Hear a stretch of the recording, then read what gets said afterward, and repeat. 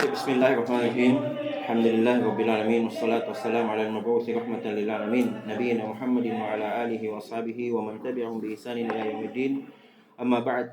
Alhamdulillah, kembali lagi kita lanjutkan pelajaran kita dalam membaca Tuhfatul Mubtadi di Syarh Manzumatil Baiquni dalam ilmu mustalah hadis yang ditulis oleh Syekh Abil Hasan bin Ali bin Ahmad Ar-Razi hafizahullahu taala. Sebelumnya telah kita ambil 3 pembagian jenis hadis yang telah kita lewati dalam beberapa pertemuan dan penjelasan ketentuan-ketentuan, syarat-syarat pembagian dan definisinya. Apa itu hadis sahih, hasan dan dhaif. Kemudian selanjutnya insyaallah hingga selesai buku pembahasan-pembahasan yang ringan, yang intinya yang diinginkan adalah kita mengenali lafaz-lafaz atau istilah-istilah yang digunakan oleh ahlul ilmi, oleh para ulama, oleh ahlul hadis dalam membahasakan hadis. Ya, ketika ada seorang ulama yang mengatakan marfu, maqtu' dan lain sebagainya, mauquf, maka kita sudah pahami, kita sudah tergambar apa yang dimaksud dari ucapan itu. Jadi tidak lagi kita mengartikannya secara bahasa. Itu akan nampak nanti orang-orang yang belajar ilmu hadis, ilmu mustalah hadis, ketika membaca sebuah buku misalkan atau mendengarkan sebuah ucapan dari para ulama yang ketika dikatakan contoh al-marfu, padahal ini dalam pembahasan hadis, dia bilang apa yang dirofa, subhanallah. Ya kan, kita sedang dalam pembahasan marfu, istilahnya sama, marfu ada juga dalam nahwu, ada dalam ilmu hadis. Tapi ketika seorang itu belajar ilmu mustalah, maka ia langsung paham, ia langsung tasawwur, ia langsung tergambar dalam benaknya apa yang dimaksud oleh ucapan tersebut. Baik, kita mulai baca. Bismillahirrahmanirrahim. Alhamdulillahirabbil alamin. Assalatu wassalamu ala Rasulillah wa ala alihi wa ashabihi wa man tabi'ahum bi ihsan ila yaumiddin. Qala Syekh Abul Hasan Ali bin Ahmad Ar-Razi al-marfu thumma intaqala an-nazim ila an-naw'i rabi'i min anwa'i hadha al-'ilmi الشريف على حسب ترتيبه في منظومته، وهو نوع يتعلق بالمتن وإضافته إلى النبي صلى الله عليه وسلم، وهو المرفوع. فقال: وما أضيف للنبي المرفوع قوله الواو. Kemudian kata beliau hafizahullah ta'ala, yang keempat adalah al-marfu. Kata beliau, kemudian penyair An-Nazim Al-Imam Al-Baiquni intaqala, berpindah pada jenis yang keempat dari jenis-jenis ilmu yang mulia ini sesuai dengan susunan yang ada dalam manzumah beliau ini. Wa huwa na'un yata'allaqu bil matan, dan dia adalah, yang keempat ini adalah jenis yang terkait atau kaitannya dengan matan, lafaz hadis. Jadi yang sebelumnya adalah yang terkait dengan sanad yang 1 sampai 3 itu. Wa idhafah ila Nabi sallallahu alaihi wasallam, dan terkait dengan penyandarannya kepada Nabi sallallahu alaihi wasallam. Apa itu? Dia adalah al-marfu. Kemudian kata beliau hafizahullah, berkata al-Imam Al-Baiquni, wa ma udhifa lin-nabi al-marfu'u, dan apa yang disandarkan kepada Nabi itu adalah al-marfu. Jadi apa yang disandarkan kepada Nabi nanti disebutkan atau istilahnya adalah al-marfu. Jadi sudah dipahami, bukan lagi marfu yang ada di nahwu teman-temannya mansub, majrur dan majzum. Ya, sudah dipahami di sini. Bahwasanya al-marfu dalam ilmu hadis itu adalah ma'udhifa lin nabi, apa yang disandarkan kepada Nabi. Lanjut. Qauluhu والواو عاطفة وما اسم موصول مبني في محل رفع مبتدأ أضيف فعل الماضي مبني للمجهول Kenapa dia kasih kok? ونائب الفاعل مستتر تقديره هو عائد على ما والجملة صلة الموصول والمضاف كل ما أملوا إلى شيء Umila. ما أمل Umila. ما أميل إلى شيء Umila. Majhul. كل ما أميل إلى شيء وأسند إليه Usnida. ولا أسند Satu kaidah itu kalau ada kaidah baca kitab mimbabi faidah. Kalau ada fiil ma'adi atau mudhari setelahnya jar majrur atau dzaraf itu kebanyakannya ya dia dibaca majhul. Silakan coba perhatikan. Fiil ma'adi atau fiil mudhari setelahnya itu ada jar majrur atau dzaraf, kebanyakannya dibaca majhul. Kebanyakannya ya, tidak mutlak. Lanjut. وأسند إليه وتوظيف والمناسبة هنا ظاهرة بالنبي بتخفيف الياء وسكونها للوزن والمراد به نبينا محمد بن عبد الله صلى الله عليه وسلم وهذا قيد أخرج به Qaidun. وهذا قيد Tidak usah ditasdid, qaidun. Qaid.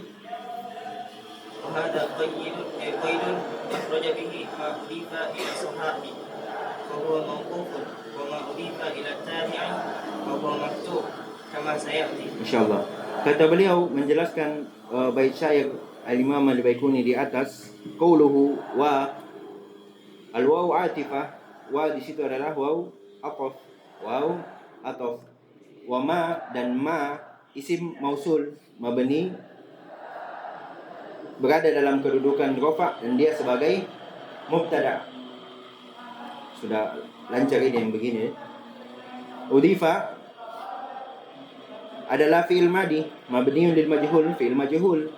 Wa naibul fa'il, naib fa'ilnya adalah mustatir, tersembunyi, takdirnya adalah huwa yang kembali kepada ma mausulah, dan jumlah fi'liyah maksudnya udifa dengan naibul fa'ilnya yang tersembunyi, fi'il dan naibul fa'ilnya, jumlahnya itu adalah silatul mausul. Apa i'rabnya?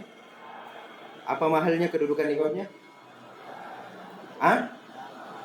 La mahalla la min al-i'rab, ahsantum.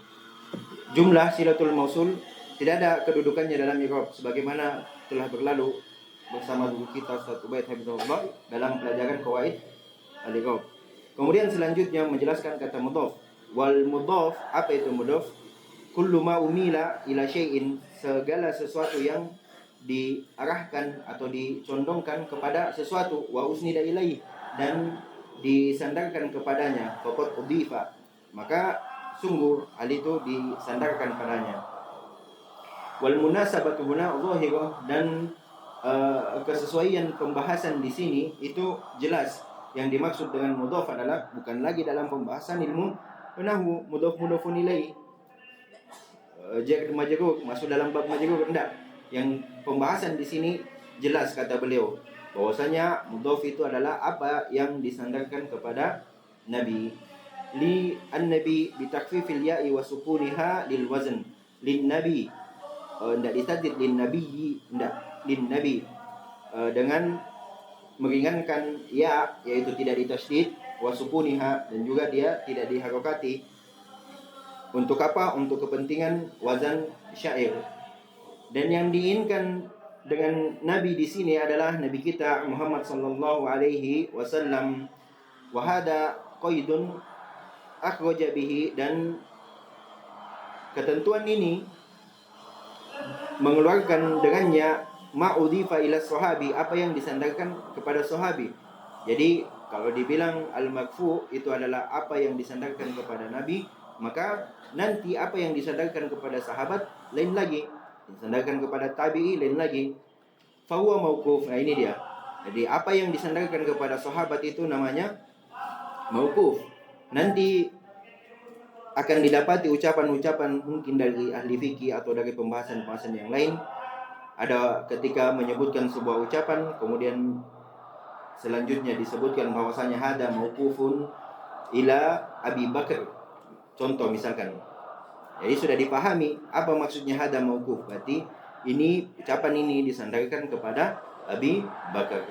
Wa maudhifa tabi'i juga tidak termasuk apa yang disandarkan kepada tabi'i karena bahwa maktu, karena dia adalah maktu yang disandarkan kepada tabi'i bahwa maktu. Kama sayat ini akan datang penjelasannya. Jadi sampai sini sudah ada 3 yang kita ketahui. Apa yang disandarkan kepada Nabi namanya marfu, apa yang disandarkan kepada sahabat namanya mauquf, apa yang disandarkan kepada tabi'i namanya maktu. وهذه الإضافة إلى النبي صلى الله عليه وسلم ليست مقيدة بأحد سواء كان يضيف صحابيا أو تابعيا أو مصنفا أو متكلما فيسمى ما أضافه إلى النبي صلى الله عليه وسلم بالمرفوع هذا عند المحدثين وغيرهم. Baik, selanjutnya kata beliau, dan penyandaran ini kepada Nabi SAW tidak terikat kepada seorang saja yang menyandarkannya, tapi penyandaran ini semua siapapun yang menyandarkan sebuah ucapan atau perbuatan dan lain sebagainya kepada Nabi SAW. Sawa'un kana al-mudhif sahabiyan, sama saja apakah orang yang menyandarkan itu kepada Nabi adalah seorang sahabat. Misalkan seorang sahabat berkata Rasulullah sallallahu alaihi wasallam misalkan, maka itu juga marfu. Atau tabi'in yang mengucapkannya berkata Rasulullah sallallahu alaihi wasallam, itu juga marfu. Itu juga disebut sebagai marfu. Au musannifan, atau seorang penulis. Misalkan seorang penulis dalam tulisannya, dalam bukunya, ia langsung menyebutkan qala Nabi sallallahu alaihi wasallam langsung tanpa menyebutkan sanadnya, maka itu juga disebut sebagai marfu. Atau mutakalliman, seseorang yang berbicara, khatib atau menyampaikan sebuah ceramah, langsung dia menyebutkan dalil, berkata Rasulullah sallallahu alaihi wasallam tanpa menyebutkan sanad, maka ini juga marfu.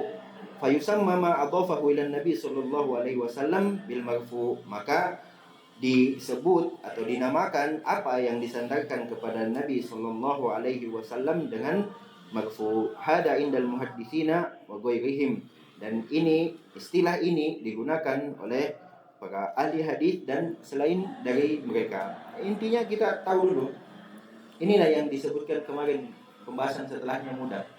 Tidak usah lagi pikir-pikir, hanya butuh tahu marfu apa. Oh, apa yang disandarkan kepada Nabi. Sudah selesai. Enak tuh, jadi selesai nih. Lanjut. وحاصل النظم المرفوع هو ما أضيف إلى النبي صلى الله عليه وسلم. Mudah. Hasilun nazm. Kesimpulan dari nazm bait di atas. Al-marfu adalah apa yang disandarkan kepada Nabi sallallahu alaihi wasallam. Lanjut. وتحريره المرفوع هو ما أضيف إلى النبي صلى الله عليه وسلم من قول أو فعل أو تقرير أو صفة. Baik, selanjutnya kata beliau wa tahriruhu, penjelasannya atau uraiannya. Al-marfu adalah apa yang disandarkan kepada Nabi sallallahu alaihi wasallam berupa ucapan, perbuatan, penetapan atau penyebutan sifat beliau. Misalkan adalah Rasulullah sallallahu alaihi wasallam tingginya begini, cara jalannya begini, rambutnya begini.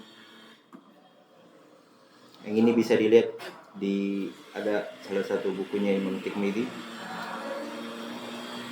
Apa lagi itu? Syama'il Muhammadiyah kalau tidak salah. Atau yang misalnya itu. Jadi kesimpulan dari penjelasannya adalah apa yang disandarkan kepada Nabi sallallahu alaihi wasallam, baik itu berupa ucapan, perbuatan, penetapan dan sifat beliau, itu disebut sebagai hadis marfu. Lanjut. وأقسامه ينقسم إلى قسمين كليين. الأول مرفوع لفظا وهو ما صرح فيه ناقل بأن رسول الله صلى الله عليه وسلم قاله ويدخل فيه ما أمر به أو فعله أو أكره أو بأنه صفة شريفة له، Lanjut.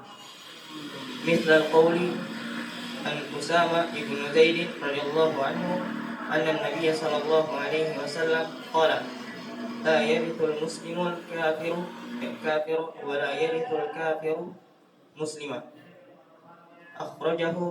أخرجه الستة. Terus. وقد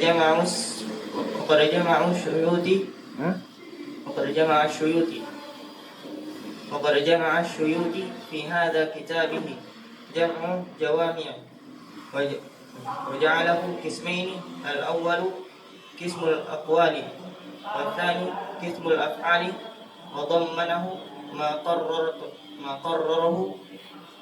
قرره النبي صلى الله عليه وسلم. Baik, selanjutnya kata beliau hafizahullah, aksamuhu, yakni aksam al-marfu, pembagian marfu yang qasimu ila qismaini kulliyain, secara umum terbagi menjadi dua.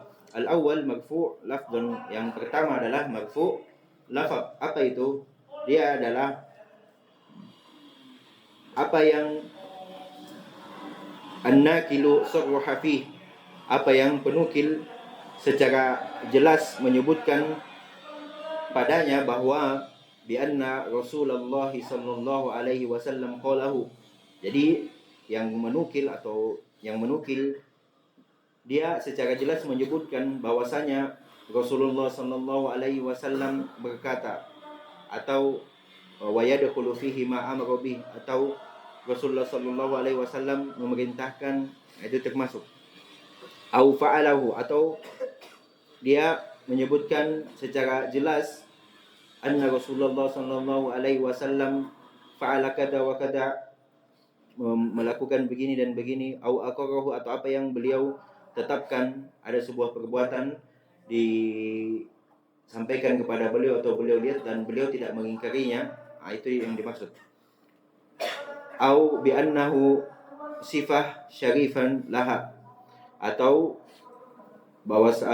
menyebutkan bahwasanya beliau memiliki sifat yang mulia baginya.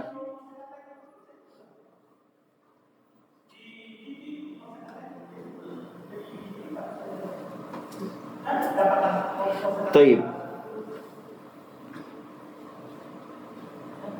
Jadi termasuk di sini ketika ada yang menukil, dia mengatakan bahwasanya Nabi sallallahu alaihi wasallam berbuat demikian atau memerintahkan demikian atau menetapkan demikian dan seterusnya.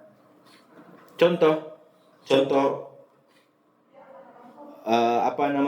marfu' secara lafaz dari Usamah bin Zaid radhiyallahu anhu, bahwasanya Nabi sallallahu alaihi wasallam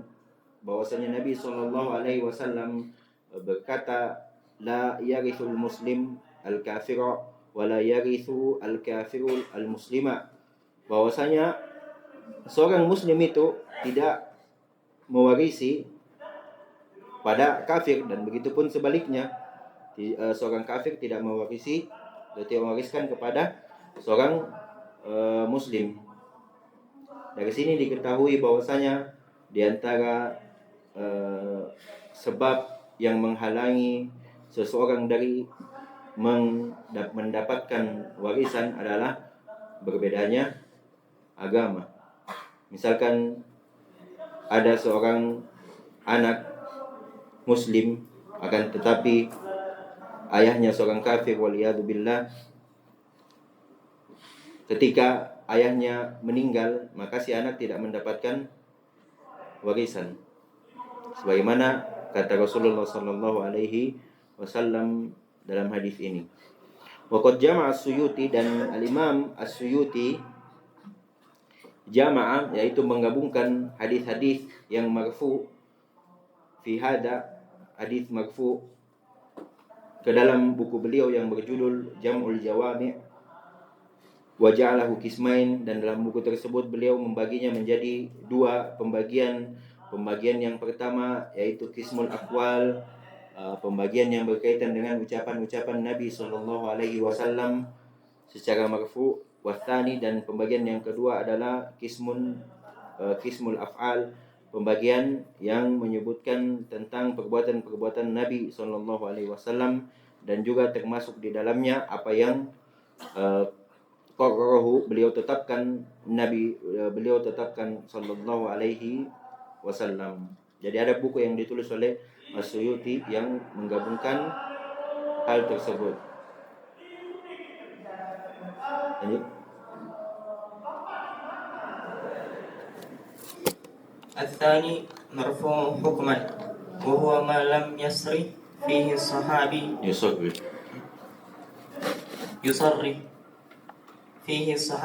بإضافته إلى النبي صلى الله عليه وسلم مع قيام القرينة المحتملة أن المراد إضافته إلى النبي صلى الله عليه وسلم وهذا له أنواع منها.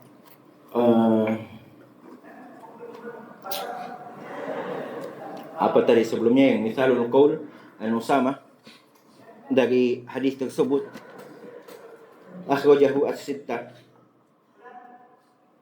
dikeluarkan oleh Imam 6. Sebelumnya disebutkan As-Sunan Al-Arba', ada 4 ditambah 2 saja, masukkan Imam Bukhari dan Imam Muslim yang 4 kemarin, maka dia jadi sittah.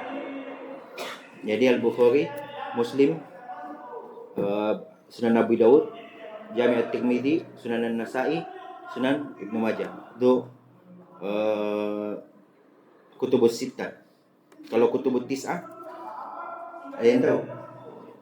Tambah saja 3 dari 6 yang tadi itu. Tambah Muwatta Imam Malik, tambah Musnad Ad-Darimi, sama Musnad Imam Ahmad. Jadi itu penting diketahui untuk penuntut ilmu. Kemudian selanjutnya kata beliau hafizahullah, ats-tsani marfu' hukman, pembagian yang kedua dari al-marfu' yaitu marfu' secara hukum. Kalau yang tadi adalah marfu' secara lafaz. Ini lafaznya tidak marfu' tapi hukum dari yang dilafazkan itu seakan-akan atau dia dihukumi marfu', disandarkan kepada Nabi sallallahu alaihi wasallam. Dia adalah apa yang sahabat tidak secara pasti atau tidak secara jelas padanya dengan menyandarkan hal tersebut, baik itu ucapan, perbuatan, dan sebagainya, kepada Nabi sallallahu alaihi wasallam, bersamaan dengan adanya qarinah, adanya indikasi al-muhtamilah yang mungkin annal murada idhafatuh, bahwa yang diinginkan adalah penyandarannya kepada Nabi sallallahu alaihi wasallam. Dan ini kata beliau ada beberapa jenis, di antaranya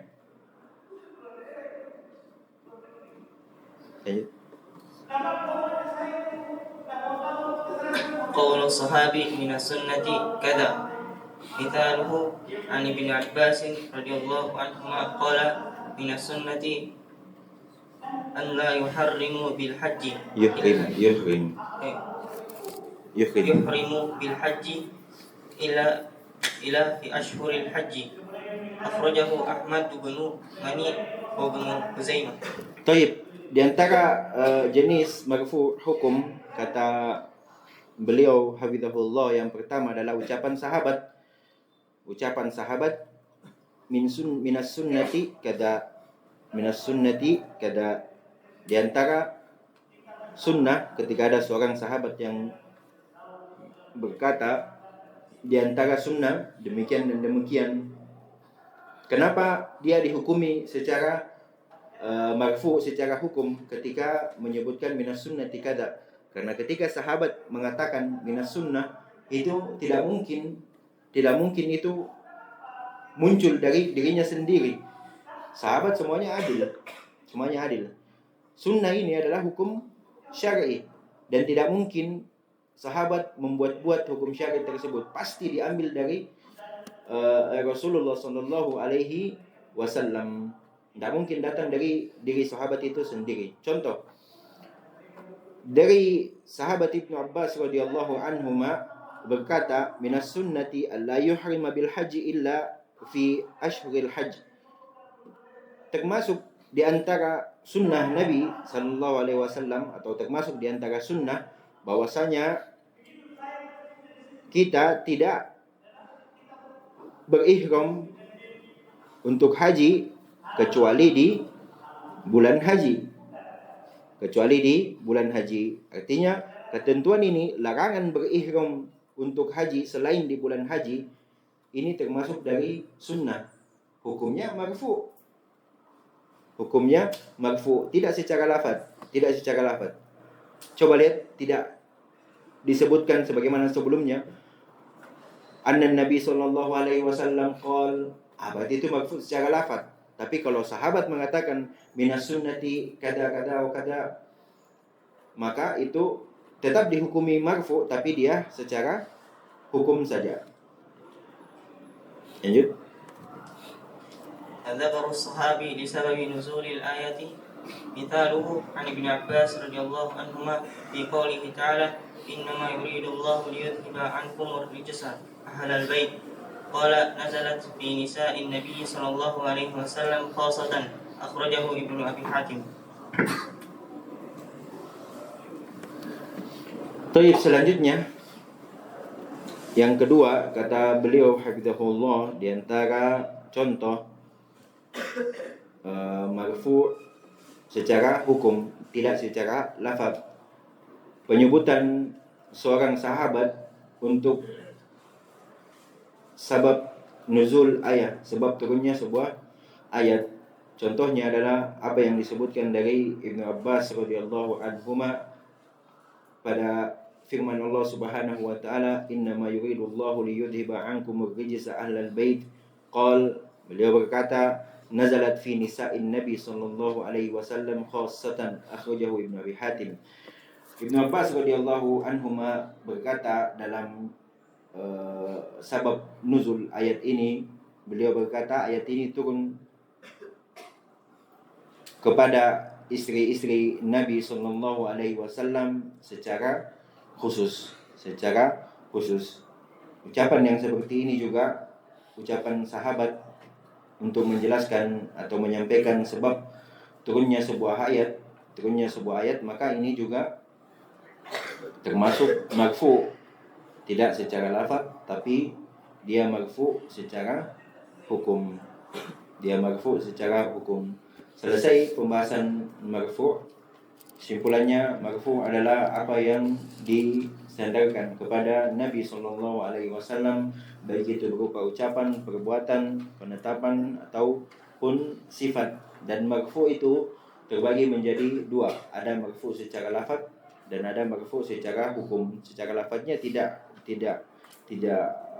dihukumi marfu, tapi secara hukum dia dihukumi sebagai marfu karena adanya indikasi-indikasi yang mungkin bahwa saja itu disandarkan kepada Nabi sallallahu alaihi wasallam.